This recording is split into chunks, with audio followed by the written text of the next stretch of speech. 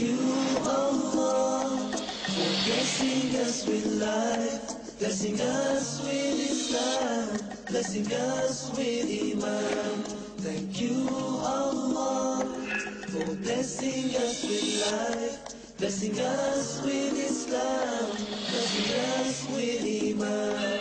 Thank you, Allah, for blessing us with Muhammad Rasulullah.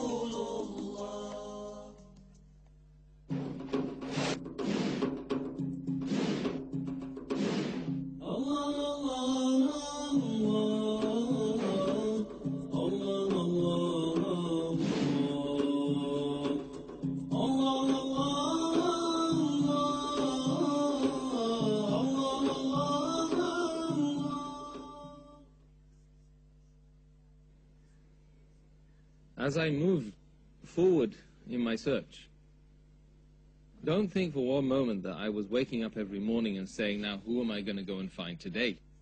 No.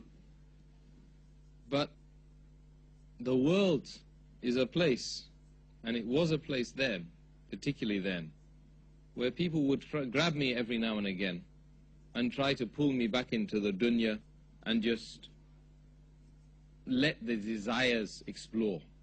You see? So come here, have this drink, have this, have that. It's great. You don't need all that rubbish.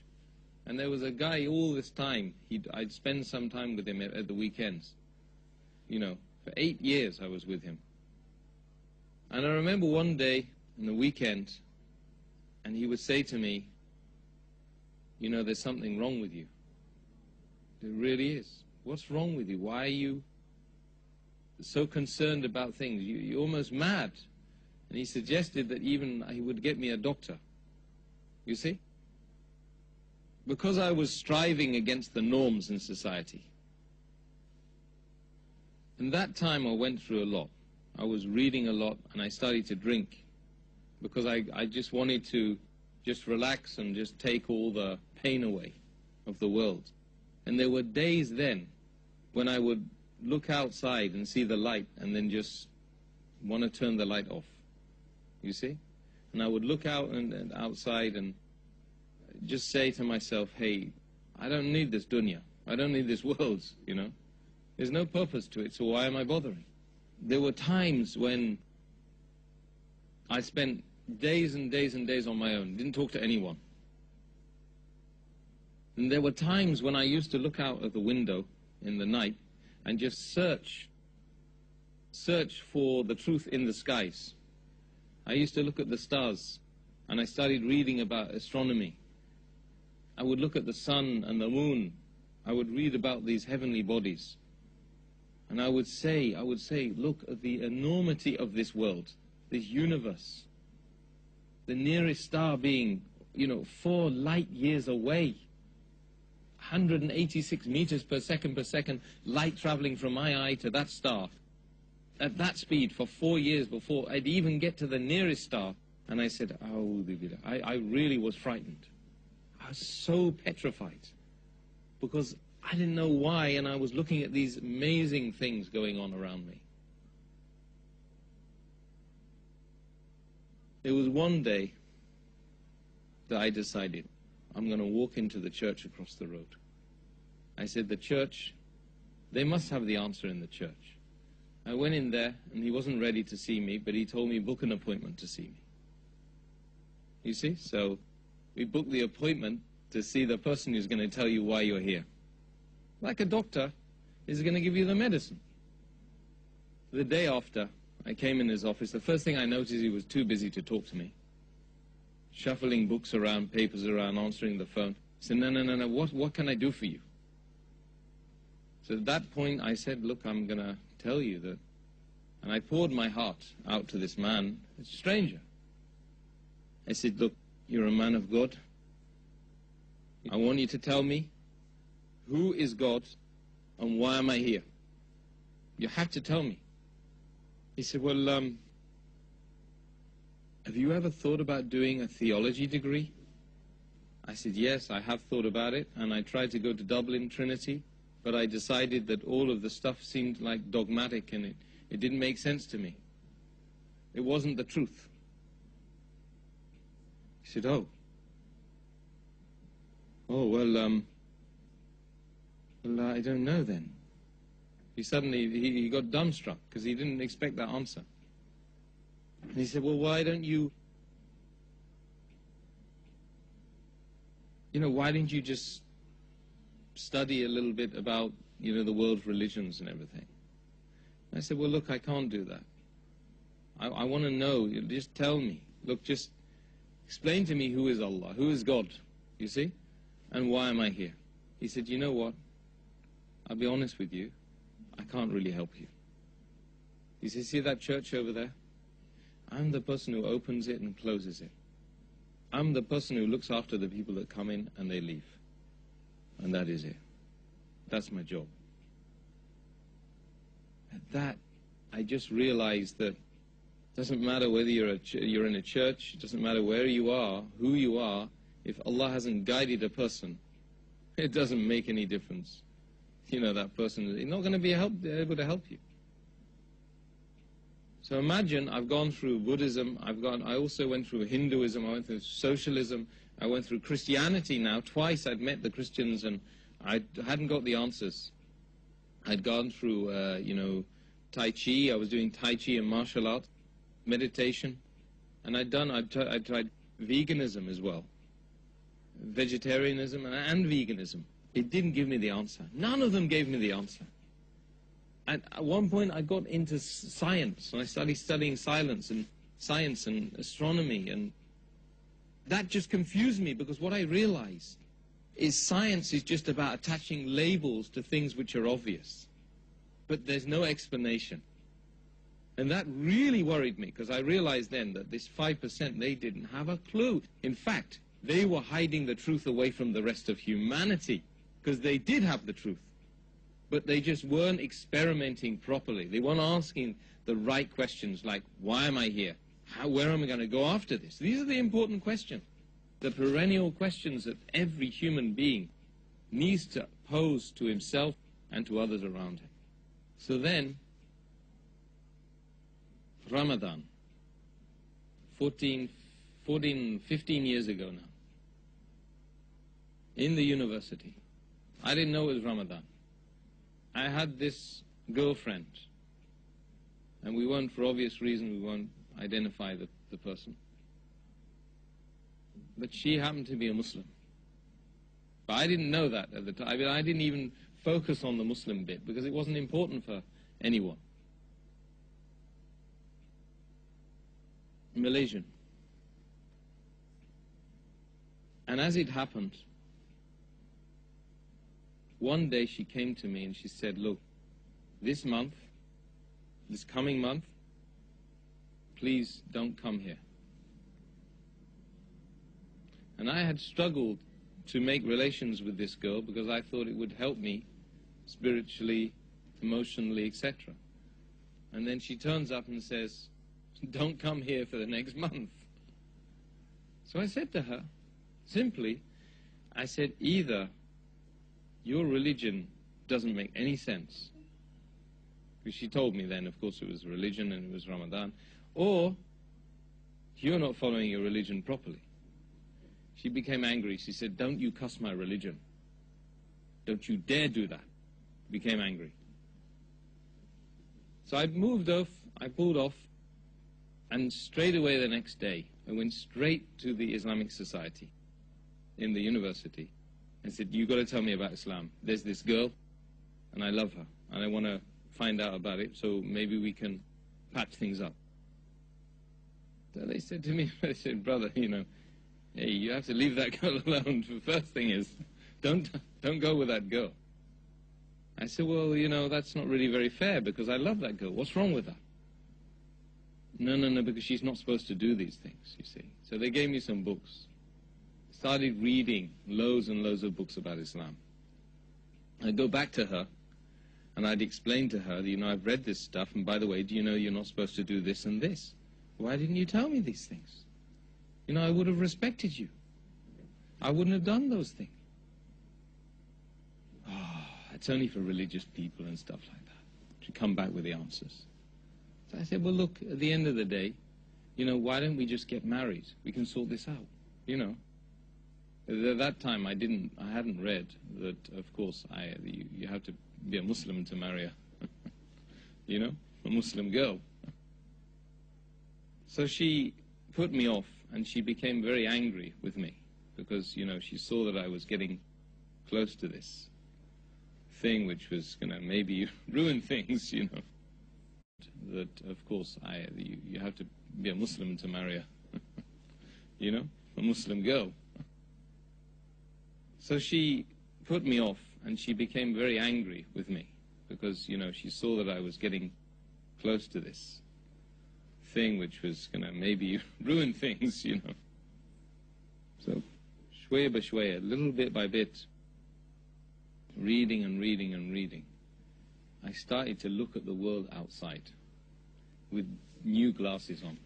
It's like somebody had put a pair of glasses on. Suddenly I could see things in focus, I could see the foreground and I could see the background. Whereas before, things were a bit cloudy and hazy.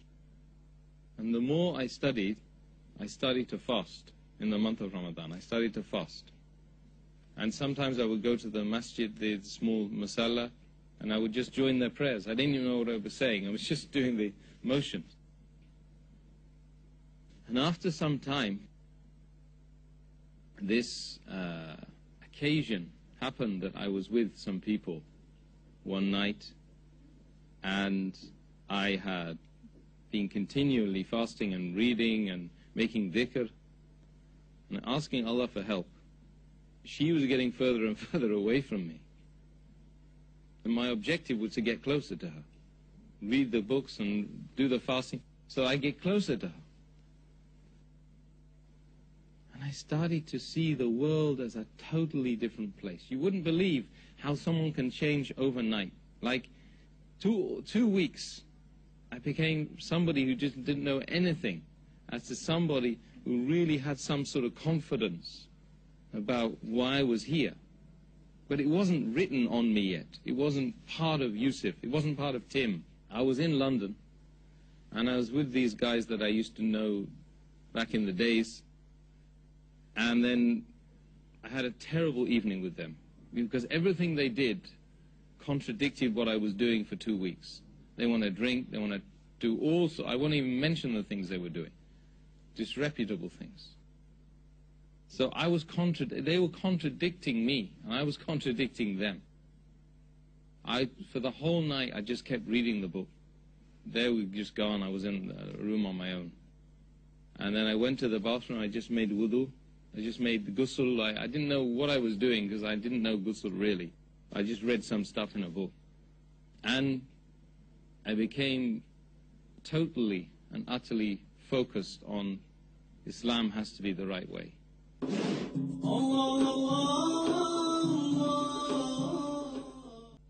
It was that night. In the morning I woke up early just to get away from the house, because I couldn't be with those people anymore. It was like, they were dirty, and there was some serious problems with them, and I need to get out of there. Something forced me out of the door. I walked up the road and I met this man, and because he had brown skin, I thought maybe he's going to know where the mosque is, So, a bit ignorant at that time. I didn't realize. I thought, anybody can be a Muslim. He told me there's a mosque up the road. It was Balam Mosque. I went into the mosque, and this guy grabbed hold of me, and he said, "What's going on? Well, why are you here?" I said, "Well, there's something I have to do today. I mean, it's that, I didn't even know what it was called, Shahada. But I said to him, the place out there is bad, and I know that there's a better way, and I believe that the Quran can answer my problems.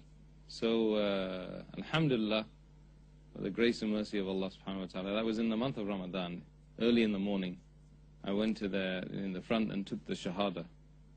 And the whole masjid, loads of brothers, there must have been about 300-400 people in there, the whole of them, each and every one of them embraced me and said salams to me, and congratulations that you found your life.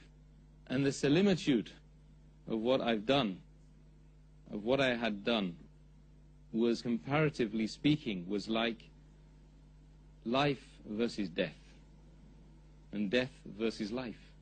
Because if Allah subhanahu wa ta'ala hadn't guided me, it would have been just like death. And it's like that for 80 to 90% of the world's population, if you think about it. It's just death upon death. Each day you're just getting closer to your appointed period of death. But you're dead in the dunya, and you're going to be dead in the grave, and you're going to be punished in the hereafter. And you've no idea the mercy and the ni'mah of Allah subhanahu wa ta'ala, that He makes a person come to this deen. Alhamdulillah. Before I reverted to Islam, the truth of the matter is, I did not know what contentment was. Because contentment comes from finding yourself upon the truth. And if you're upon the truth, you will be contented. But I'm not just talking about for one day. I'm talking about no matter what happens to you, wherever you are, whomever you are with, you will have that ultimate peace and tranquility in your heart. So when I became Muslim, when I refound my beginning, my origin, the fitrah, I discovered that my depression disappeared. I discovered my reliance on alcohol at that time completely disappeared. That I didn't need anything or anyone, because I'd found that ultimate truth from within and externally. Of course, I had the brotherhood. Myself and my wife, basically we arranged the marriage ourselves, because when you revert to Islam, there's a lot of people who are not really practicing Islam. They're practicing what their forefathers were practicing, which is their culture. And it's not much to do with Islam. Because if a person, as you know, one of the conditions of sadaqah, one of the groups of people that it is paid to, is it's paid to the reverts. It's paid to the converts or the reverts, whichever phrase you prefer. And this is why. Because Allah subhanahu wa ta'ala, in His infinite wisdom and mercy, He recognizes the need to support those people who are in the most needy categories. And the needy categories, one of them is, when you come into the path of Allah, you need as much support as you can. Why? Because the shaitan is attacking you left, right and center. Is now trying to knock you off the path. And he uses some of the Muslims, some of the non-Muslims, all of the enemies of Allah. They come and they start attacking you. He uses the family. Sometimes he even uses your own family. The first 2-3 years of marriage were tough. And we tried to practice the deen. We tried to pray a little bit. My wife tried to put the hijab on a bit. And we grew organically as Muslims. Because you have to remember, of course, the Quran was revealed over 23 years. It didn't just come overnight and everybody just sat on it and just said, hey, we believe in it and we're going to do. Likewise, when people come into the deen, we all need to realize that they need supporting, they need to be goaded correctly, you need to use wisdom with them, you need to use fair preaching with them, and you need to treat them like babies. They're small babies. That's what they are. I'm actually only 15 years old, The rest of my life was about struggling, just struggling and getting through and getting by. So the family, alhamdulillah, and the family affairs were very good, alhamdulillah, after a time, after 2-3 years. And then when kids started coming, that gave me also an added purpose, alhamdulillah. My father, I hadn't seen him for a long time, and before I reverted to Islam, I had an address in Ireland. He was Irish, and just Whitefields Farm in Mount Rath, that's where it was. So I hitchhiked one day to go and find him, because I thought that if I found my father, it would help me to somehow know who I was and what I was doing here. So I hitchhiked all the way. I got to the place. It took me ages to find the place, because it was a very incomplete address, no postcode. And I found my uncle and my extended family there. And then, I stayed with them for 2 weeks. However, my father was living in Reading, just around the corner from me, basically, so the whole journey, I had to come all the way back to go and find him. And eventually I found him.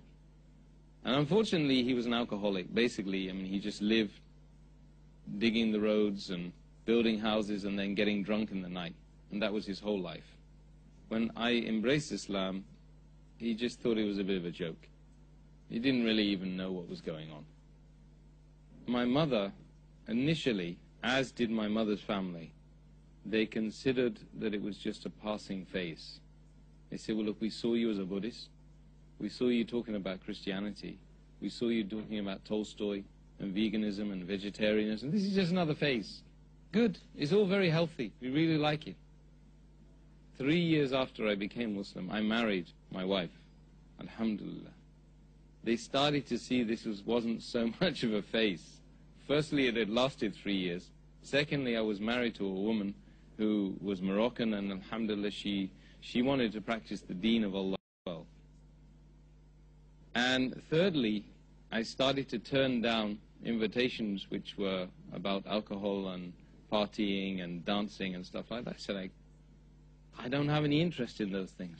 I don't need those things. When it got to that stage, they became a little bit suspicious. Then one day, I was invited to give a lecture in Trafalgar Square.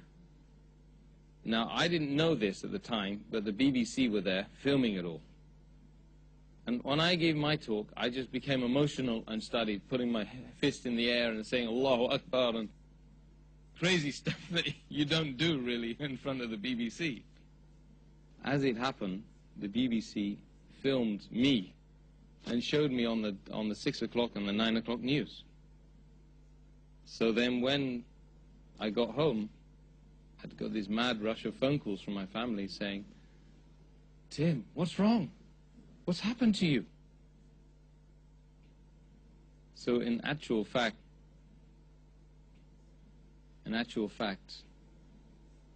you know, they found out about my Islam via the mass media machine, who made it look like I was a complete nutter.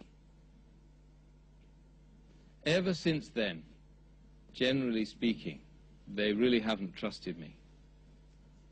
There's a message here, you know, it's about, you know, the media and the way we use the media. And I believe that that they know that it's changed my life for the best. For instance, I'm the only member of my extended family, as far as I know now, stable.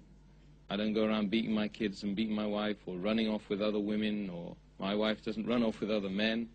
And it's normal and it's healthy. And they've seen it. And even my sister, we interviewed her the other day for another channel, and because we were doing the same sort of thing, we found that, you know, she was saying, it's brilliant. What's happened to him is absolutely brilliant. And after the interview, she even said to me, she said to one of the researchers, you know, I really love my brother, and I think, but I'm worried about what he's upon. You know, he's upon the this terrorism thing. So this just tells you what the media system does in way of brainwashing the people against the haqq of Allah subhanahu wa